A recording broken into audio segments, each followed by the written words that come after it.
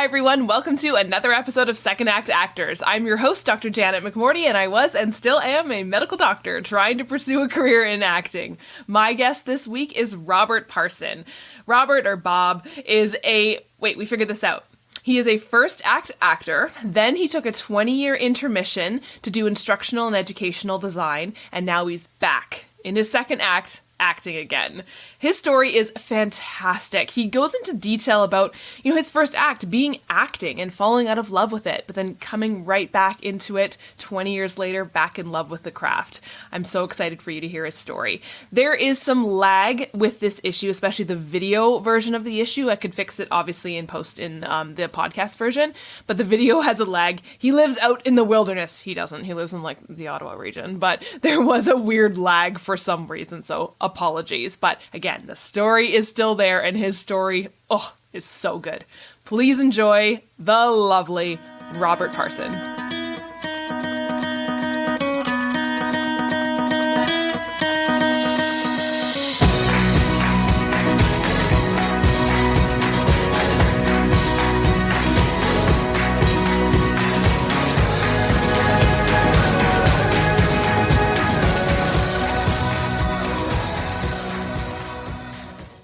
Tell me your acting story. What brought you into this crazy industry? I'm a bit different in terms of first act, second act. Because really what I did is first act, intermission, and second act. So, I worked as an actor for about 20 years, from the time I was 20 or something like that, onwards. I studied at York. I moved to Montreal and did a lot of theater there, mostly theater, but also some film, some television, some radio. We had a couple of shows that really took off. One show called Balconville by Fenario. We played it in Toronto and Winnipeg and Place des Arts and Ottawa. And then we toured to Great Britain. We played in Bath. You call it Bath. When I was in Bath, as we call it, where is the Bath Theatre? And hey, you mean Bath? The Bath Theatre. Yes, where's the Bath Theatre? And we played in Belfast, and that was amazing. And at the London Old Vic, which was also amazing. So that was a lot of fun. Yeah. Wow. And anyway, but by the time we had two kids, and I got I was getting into a rut. I wasn't making enough money to support two kids, and my wife, my part of it, right? And I wasn't enjoying it anymore. And this business, if you're not enjoying it, I don't know what the hell you're doing in it. It's got to really do something for you inside, because that's where the reward's got to be. And I thought, okay, then go. And that wasn't an overnight decision. It took me 2 or 3 years or whatever to gradually move out. And it was like a divorce. I didn't want to go into a theater for the next 3 or 4 years. It wasn't a mental decision. I just, didn't want to go.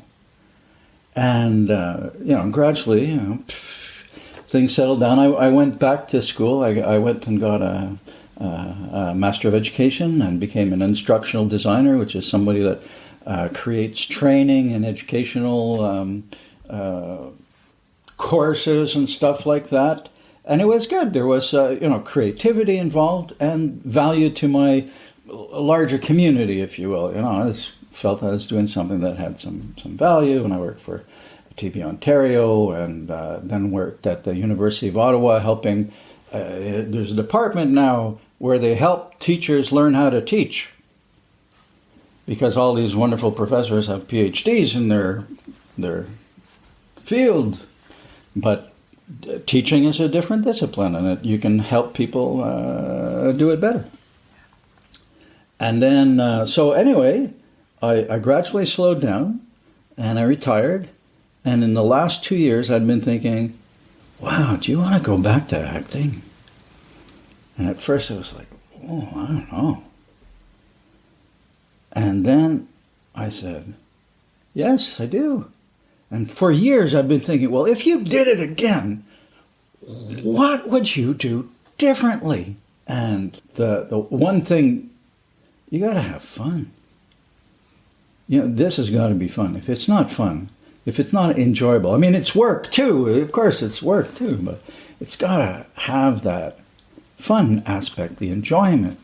The other important thing I learned is I have to, for each audition or anything that I'm doing, I have to have my own criteria for success.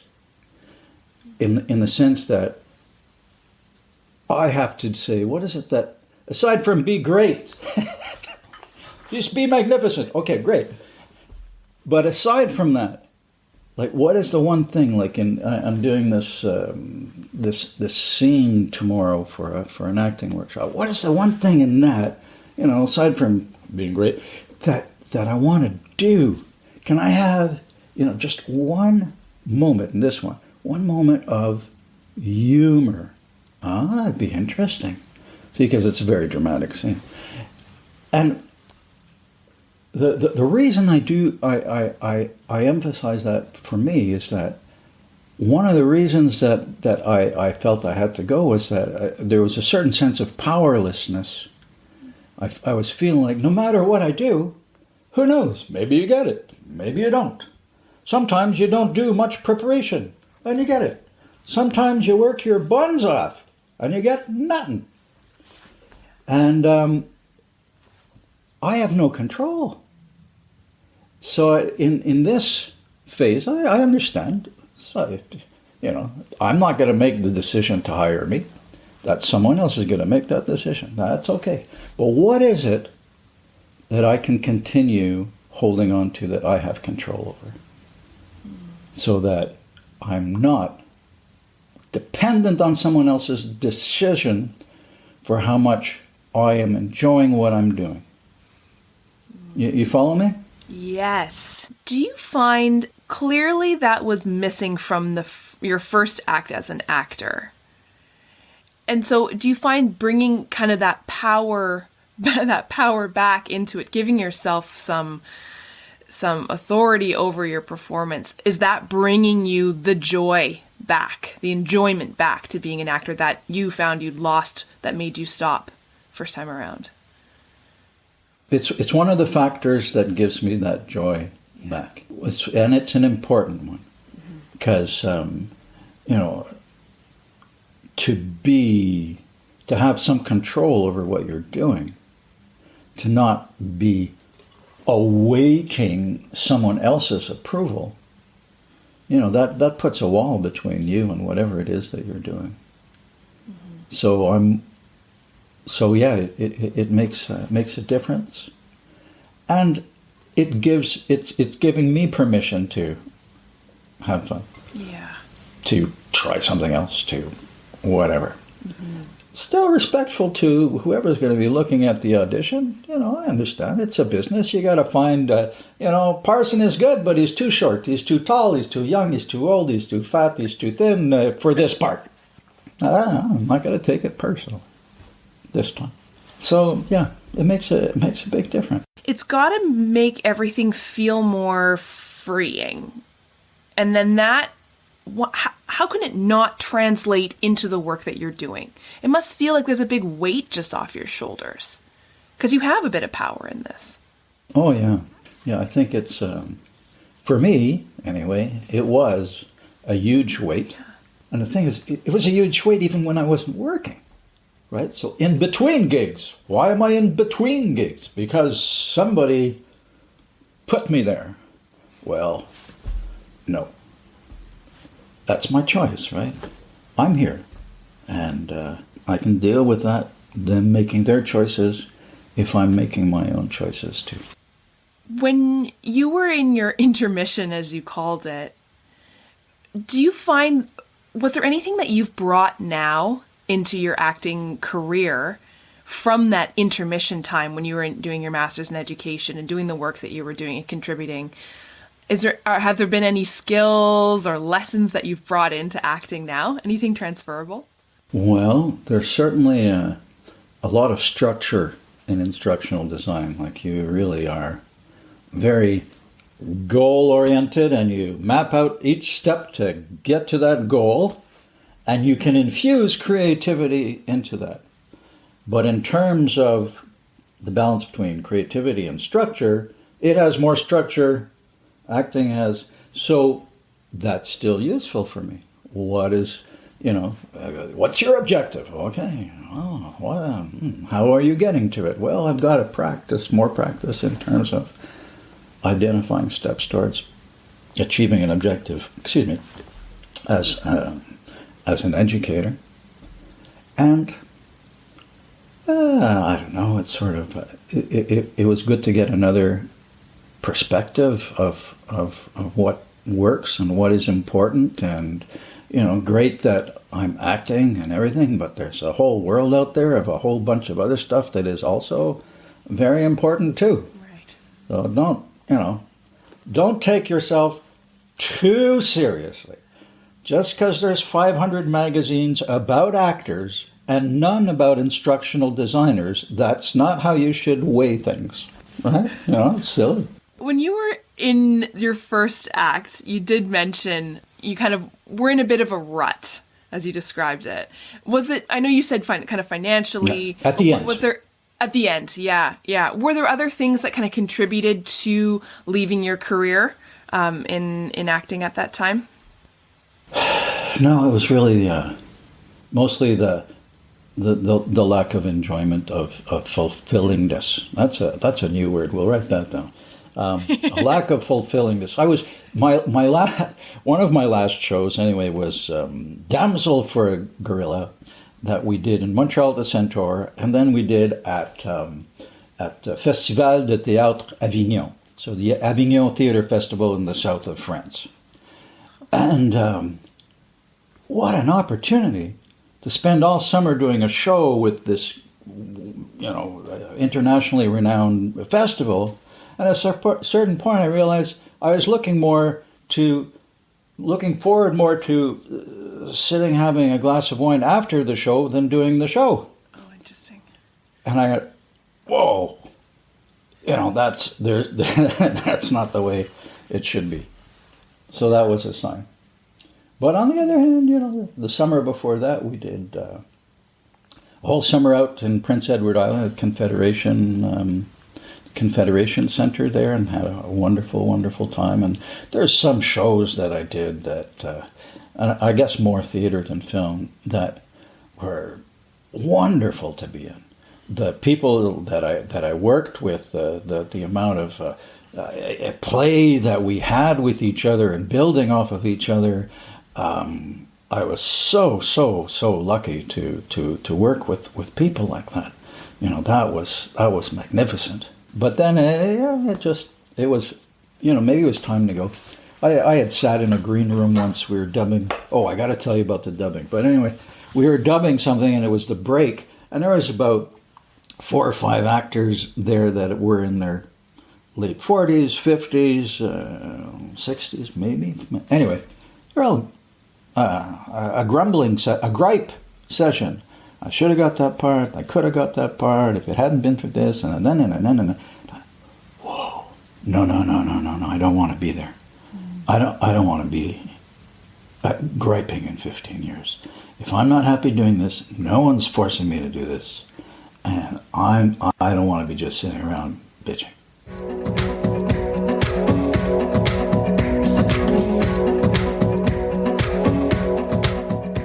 But I got to tell you, do you want to hear about the dubbing? Yes. This is completely unserious. And it was called Once Upon a Time in the West. Yep. And we had dubbed, and we had dubbed for 3 or 4 days different voices. And then they called us back and said, okay, today we're doing the fight scenes.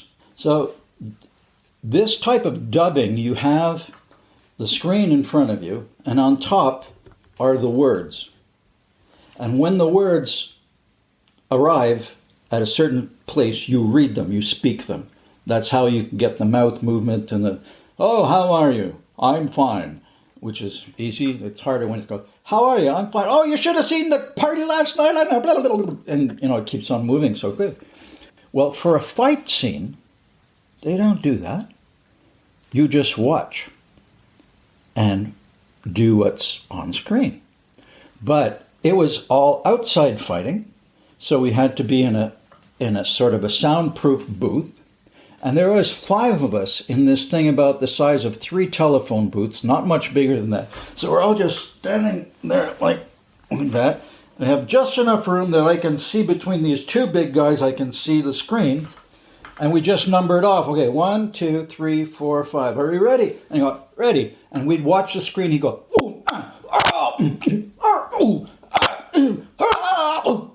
for like hours.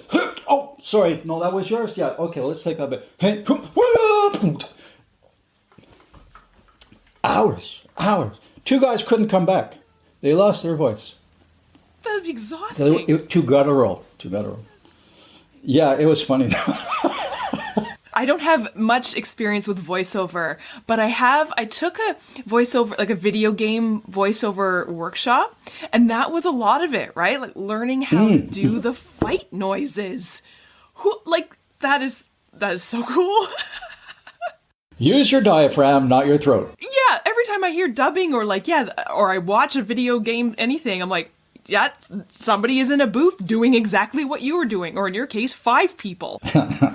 We had fun with that. Now that you've come back into this industry, is there anything that surprised you or that's changed that you've noticed? Way back in the Neanderthal ages, from when I was first doing this, there was no internet. Very few people ever sent in auditions by videotape. Yeah. Can you imagine? If you wanted to do that, you had to put your mini camera on a stand, take the thing into your VCR, and then maybe you had editing.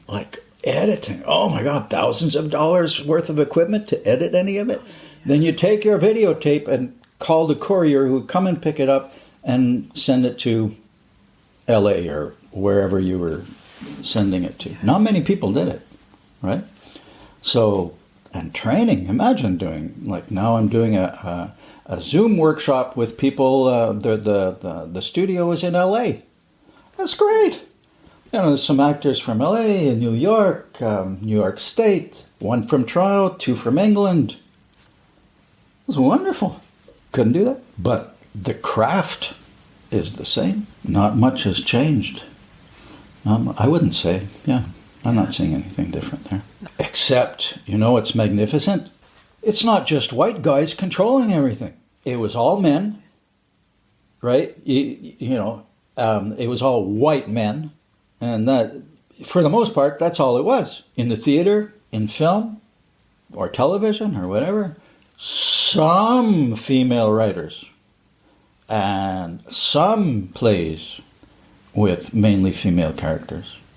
But they were few and far between.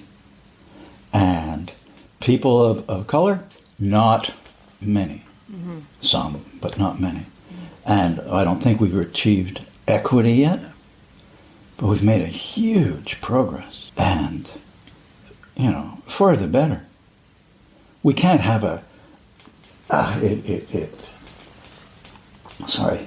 it hurts me to think that, our films would have Black or Latinos almost exclusively as gang members. Mm-hmm. That has changed. We've evolved. We've got that wonderful series Porters, the railroad porters on now. Anyway, so many. That has changed, and that's very important, very wonderful, wonderful Absolutely. Change.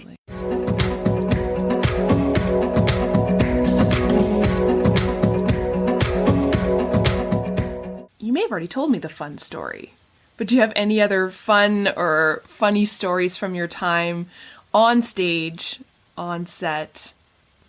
You want to hear about the time that I was supposed to get shot and I didn't, or the time they threw me off a submarine. Both, please. We were doing the collected works of Billy the Kid by Michael Onadaatje. The Canadian writer, playwright, film script. Did he write that? Anyway, English Patient and all that. Oh. And this is a very poetic version of Pat Garrett, Billy the Kid. And in this one, we had guns going off left, right, and center. Shotguns and pistols, and it was in the dark, so you'd see these big, huge gouts of flame going on over, and we had a flash photograph that with a big like that, and all that. Anyway, there's this one scene where, 10 minutes ago I was one of Billy's gang, but now I'm somebody else. Don't ask me who I am. I asked the director. He says, Bob, don't worry about that. It's just another level of reality. Anyway, they've got me in the jail cell. No, sorry. Take it back. I've got them in the jail cell. I'm a sheriff now. That's how come I got confused. You can see I'm still confused. Anyway, I'm the sheriff now.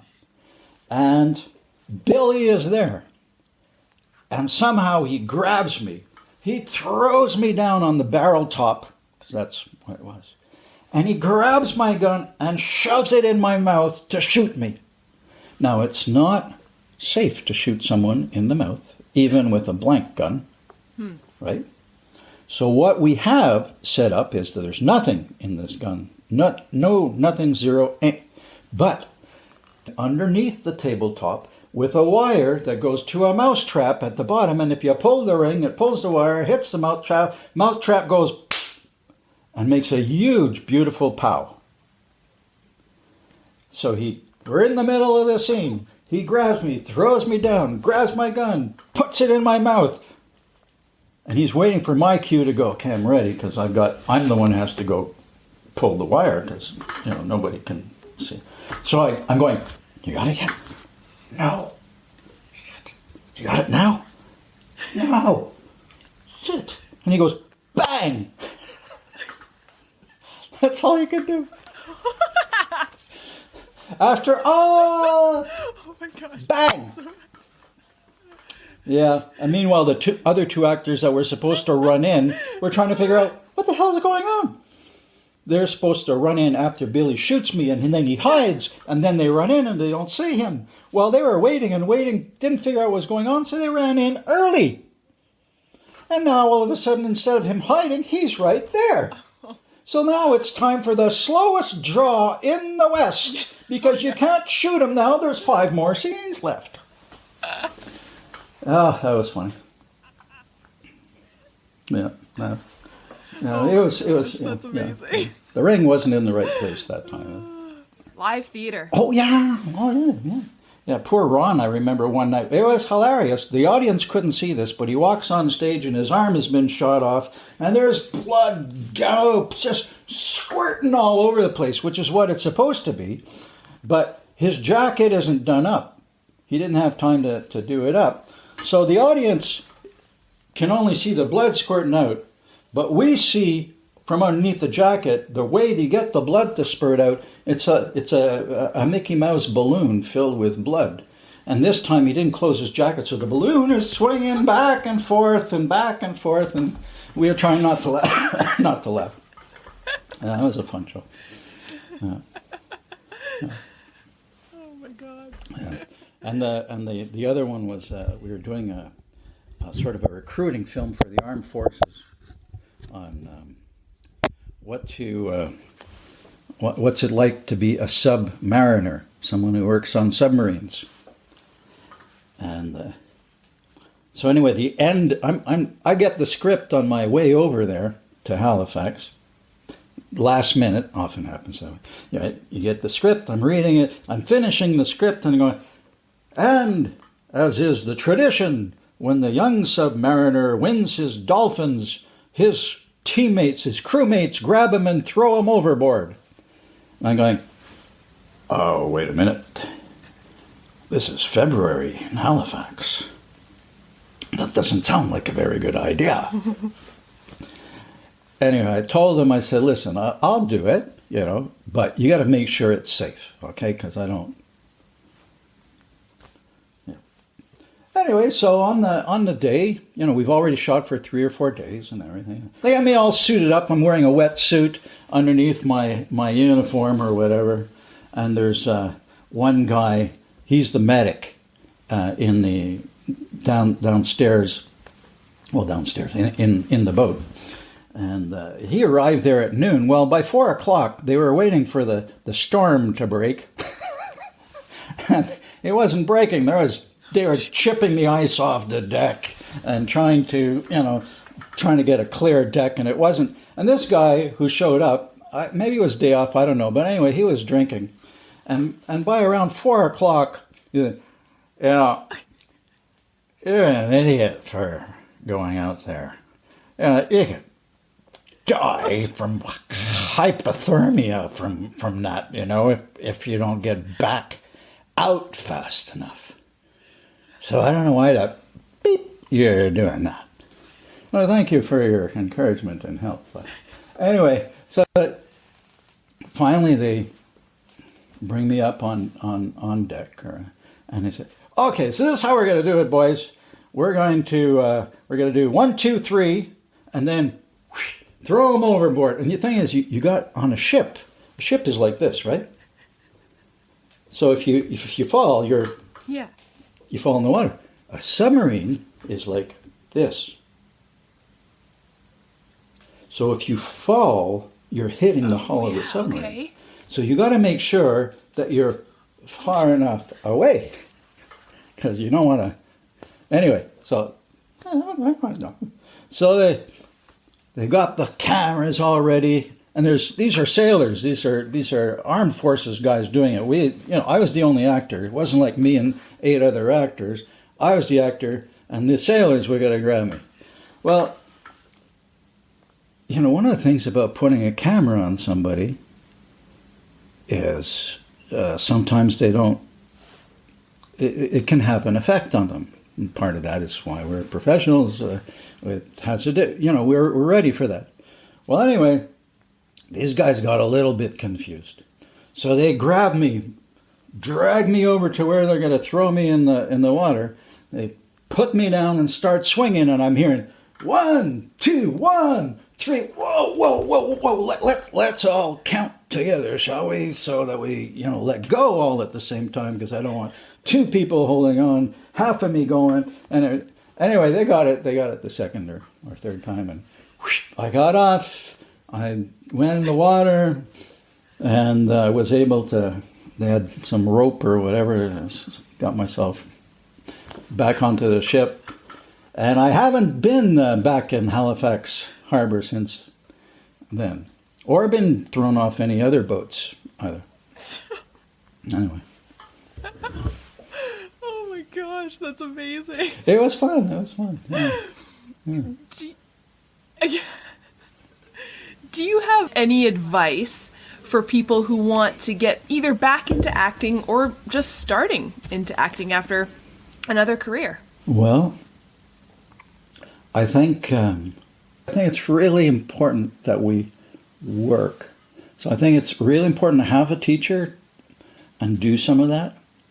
And if you're you don't have to be doing it all the time, but if you're having you have some cost issues with doing that all the time, even if you're just working with 1 or 2 or 3 other actors doing a scene, pretend you're auditioning. If you don't have an audition, grab aside a scene that you want to do, and get someone else to be the reader, and you can be a reader for them. But I think it's easy to fall into the non-practice part, and we're ridiculous when you compare to musicians.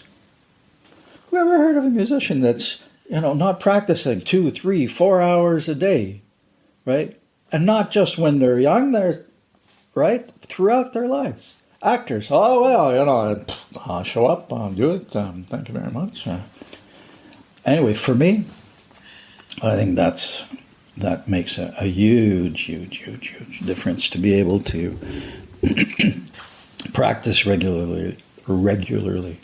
Try different things out. To and the other thing is find a way of doing things that feels right for you.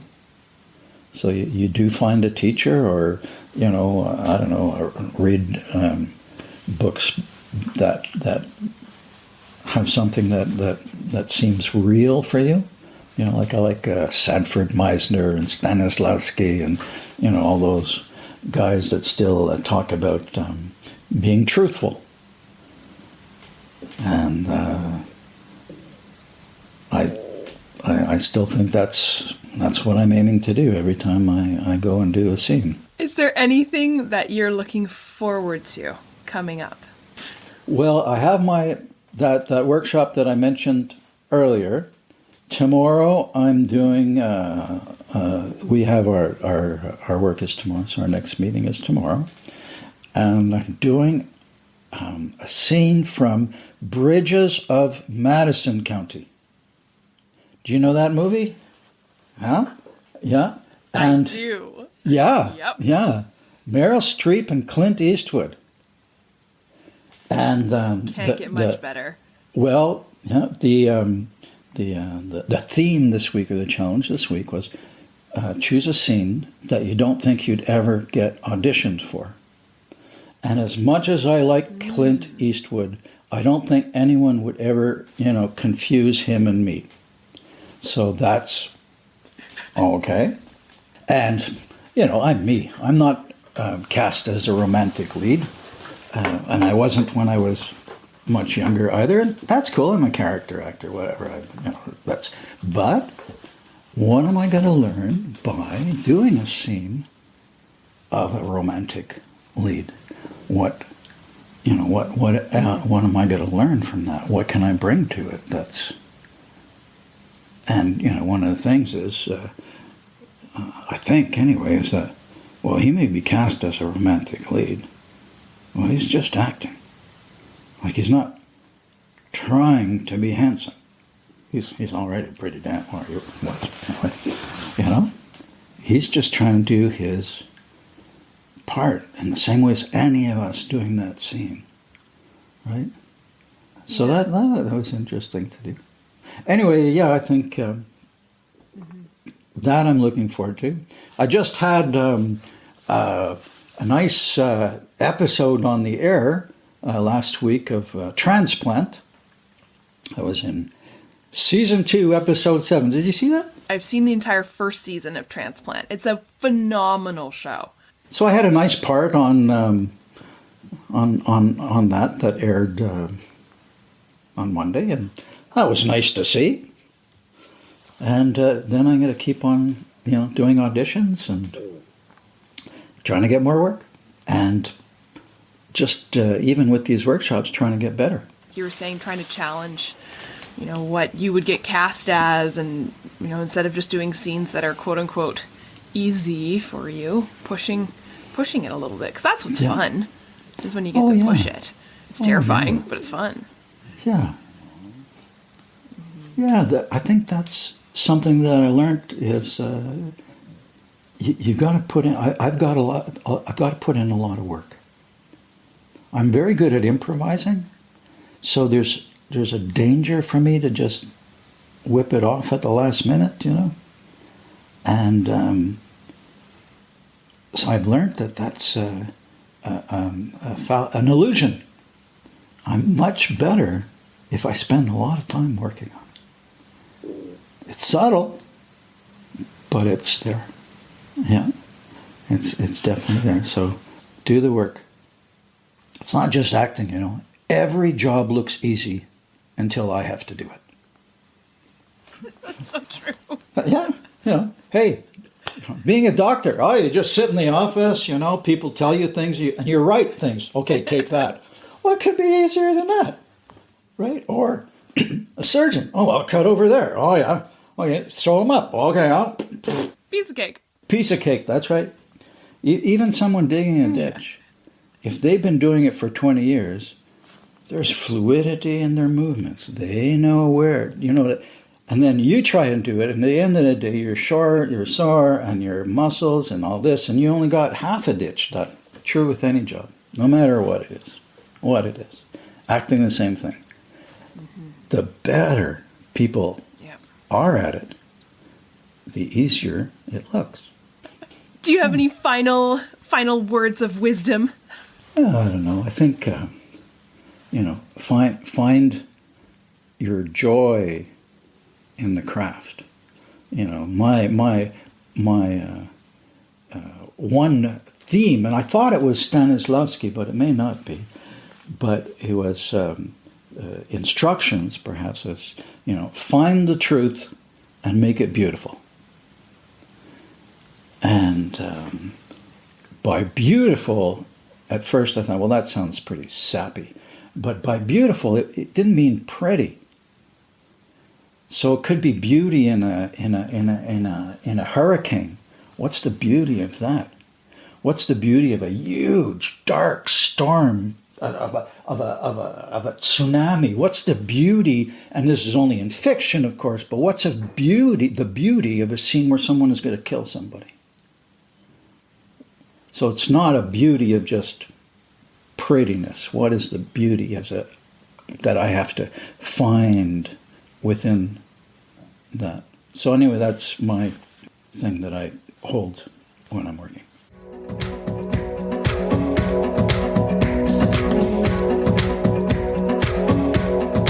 Thank you, everyone, for tuning in, and thank you, Robert. Thank you, Bob, for being my guest this week. I really appreciate you sharing your story with me and with everyone. If you're liking this podcast or YouTube or however you're watching it, if you could do me a favor, it'd be really nice. If you could like and subscribe, maybe write a comment if you like it. What that does is it feeds this little monster called the algorithm monster, and it actually helps other people find this podcast. So if you're finding it helpful, finding it useful, or enjoying it, I would really appreciate that.